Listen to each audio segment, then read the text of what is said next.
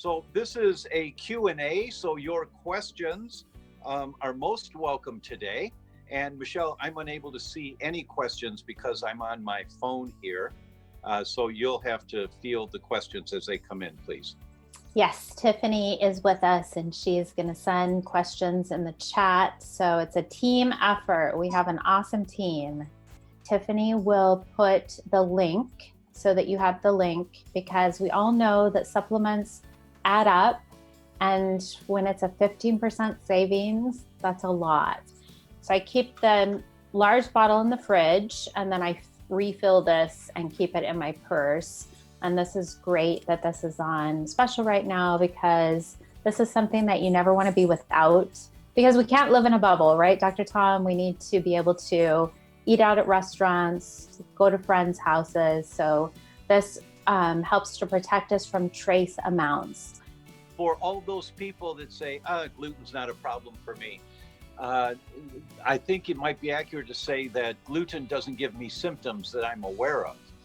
But there are many studies. I'm doing 5 presentations this month here in the US that I'll include this topic.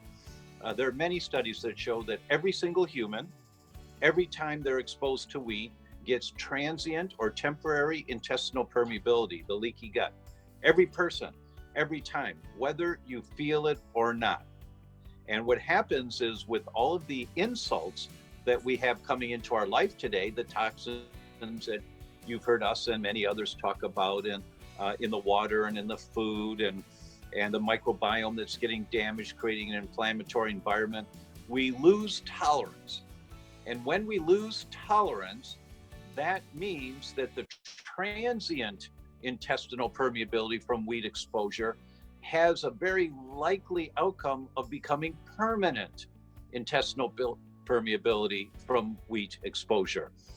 So every person has that reaction to wheat, every single person.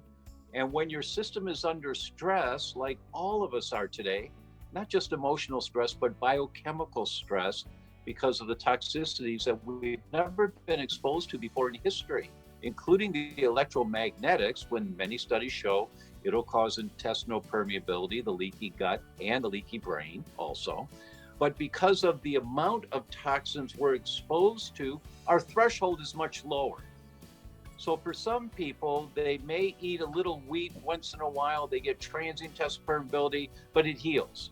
And then it heals. But our threshold gets lower and lower with the higher level of toxins we're exposed to, so that same amount of wheat exposure that for some people may not have caused permanent intestinal permeability, the leaky gut, now, because of the accumulation of toxins, you're more vulnerable and you don't heal.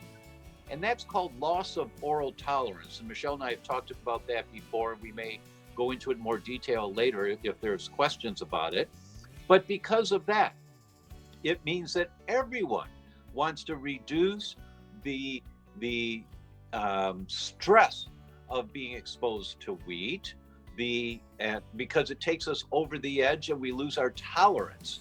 So you want to protect oral tolerance and prevent loss of oral tolerance. So for those that think they don't have a problem with wheat, it's smart to take this product also. And you take it before you start eating, so that nothing gets through from the stomach into the small intestine.